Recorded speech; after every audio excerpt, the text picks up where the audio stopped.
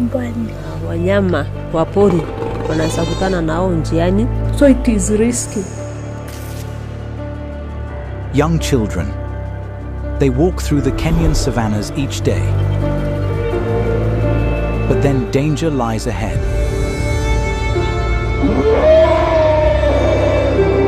A daily adventure trip, long distances,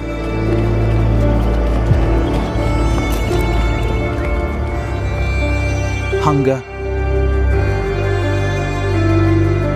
plus walking through the jungle escaping elephants, lions, and other wild animals twice a day. Whoever that wants to make to school on time must go unusual ways under extreme conditions. Children also go far. At times there is a season when the elephants come, so it is risky. But for those who attend here, it's just a normal way to school. This is one of the most dangerous ways to school, all for one goal, a better future.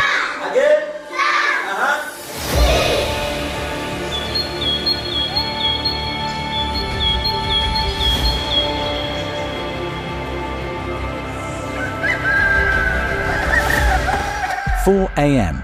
It's another normal day in this Maasai community. Parents wake their children up every morning to ensure they don't miss or arrive late to class. There's no time to waste.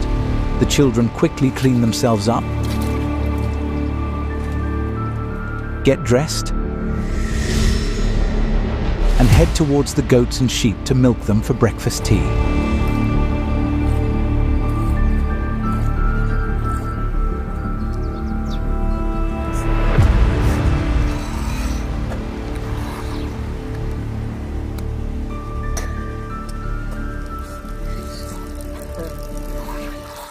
Despite the challenges of their difficult life, everyone here is excited.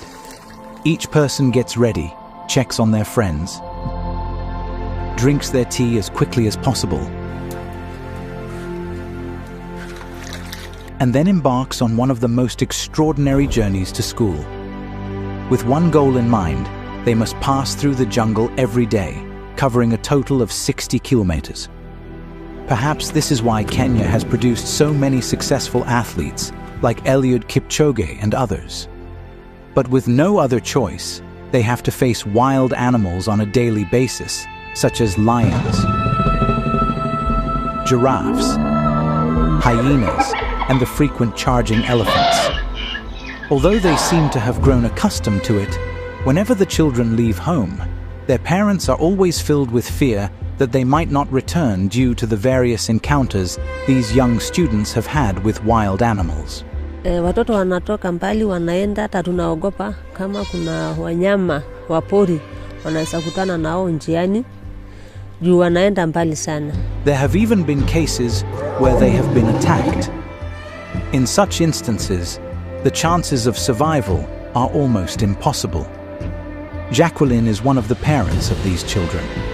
She believes that, despite the dangers they face, enduring a dangerous commute to school is necessary for a better education.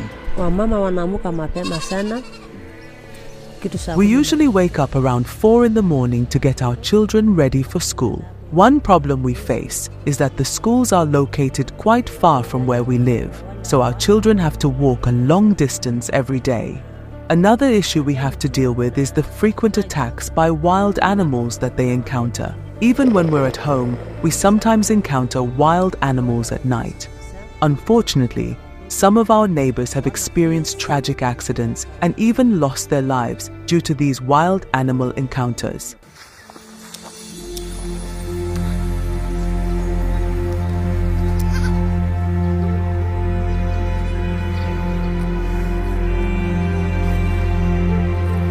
After long hours of trekking and exhaustion, they finally reach their destination, a school in the middle of nowhere. They enter the classroom happily, seemingly unaffected by their fatigue, and wait for their teacher.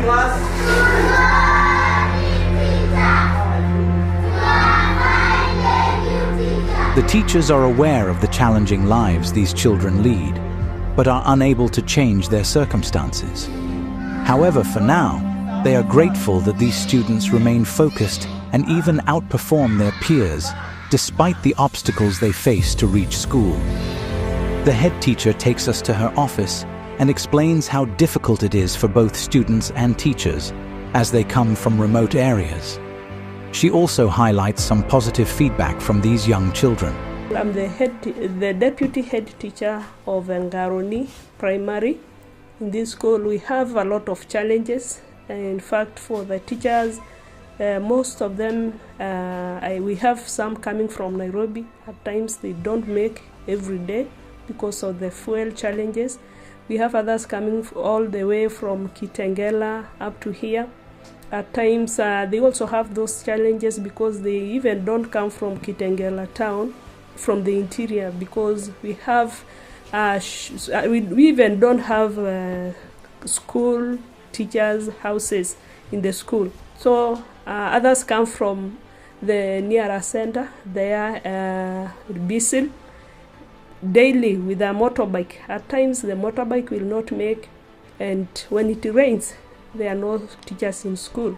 Children also go far. At times there is a season where when the elephants come and they around the school, like that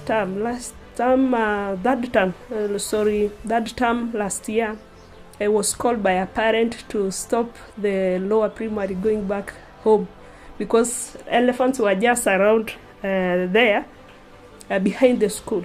So I ran after the children, and on reaching them, I saw them just peeping, looking and showing one another, and then I asked them, "Have you seen one?"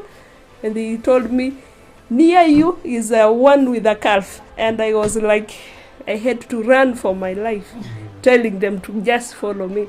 So it is risky, only that God has been on our side. That is, these children are really going through a lot.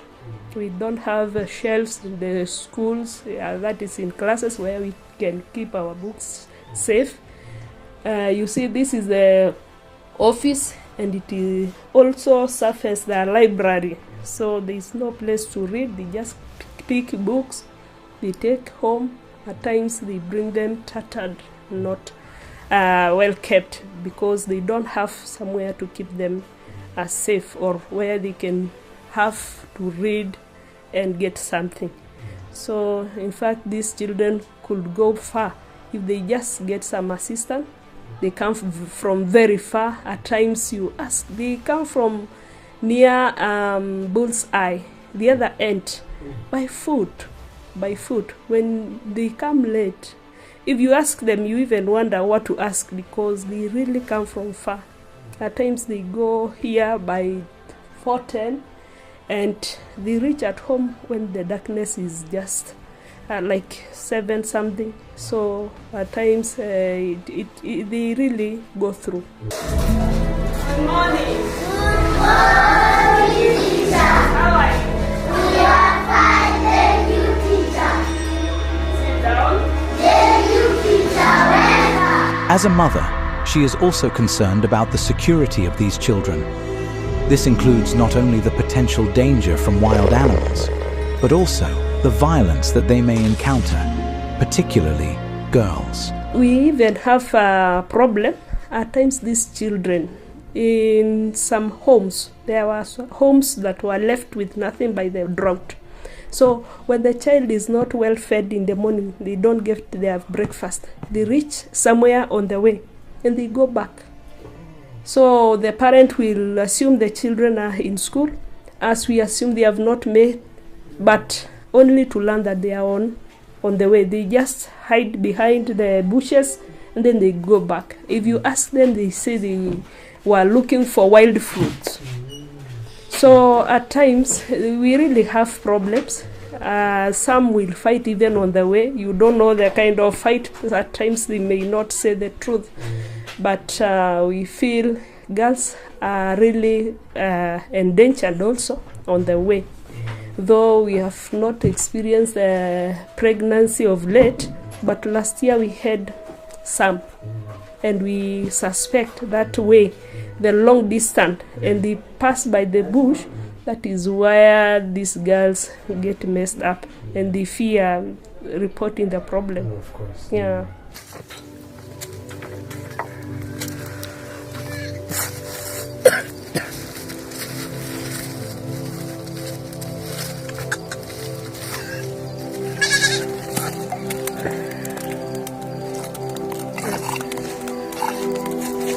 Like most Maasai, these children often consume tea, milk, and honey. They rarely eat meat and other heavy foods, which means they lack sufficient energy to endure the tiring and perilous journey to school. As a result, this has also impacted other children who ultimately do not attend school. Kuna wakati Many children around here have refused to go to school. They often see lions, leopards, elephants, and buffaloes around and know that without parents, who usually protect them from those animals, their lives would be on the line. It's better to risk education instead of risking their lives. June 2024. Are we together? Yes. Now it is time for English. It's time for English. It is time for English, and we are going to learn about sound. Sound. Can you say sound good? Sound good.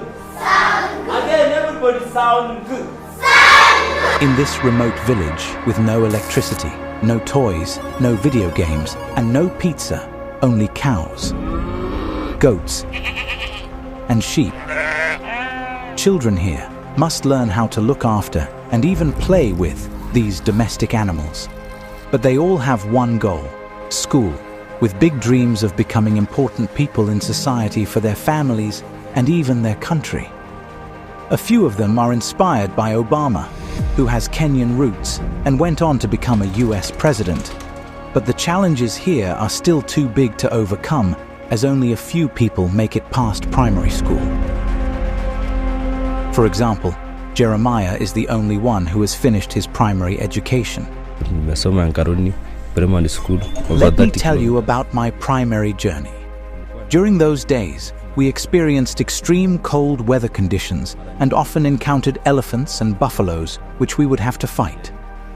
There is one day in particular that I will never forget. I fought and managed to escape from a hungry leopard. As if that wasn't enough, it then started raining heavily while I was in the middle of the jungle. Suddenly, a snake, python, began chasing me, and I narrowly escaped being struck by thunder. That's how my typical days were, a constant battle for survival. With long distances to cover, excessive sunshine or rainfall, and the constant threat of dangerous animals, it was challenging to focus on mathematics and other lessons.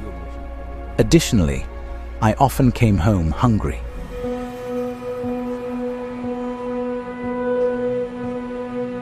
Amidst those extreme conditions, Jeremiah persevered and saw himself passing exams and completing his primary education.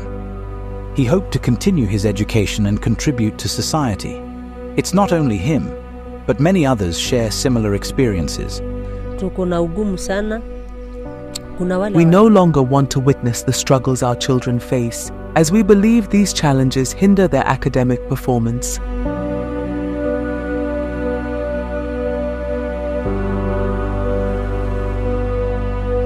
Despite the dangers and struggles, these children remain confident that a bright and better future awaits them.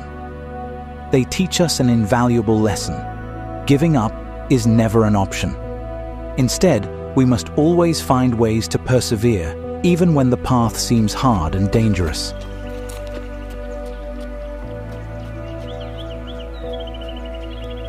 Thank you for watching. I'm Edmund Weatherby, and this is Afrimax English. Remember to subscribe.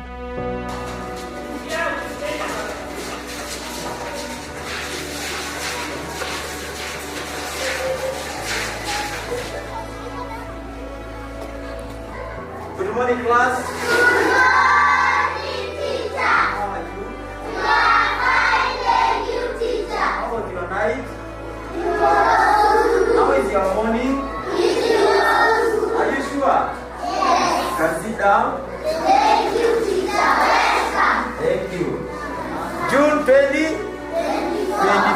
Are we together? Yes. Now it is time for English. It's time for English. It is time for English, and we are going to learn about sound.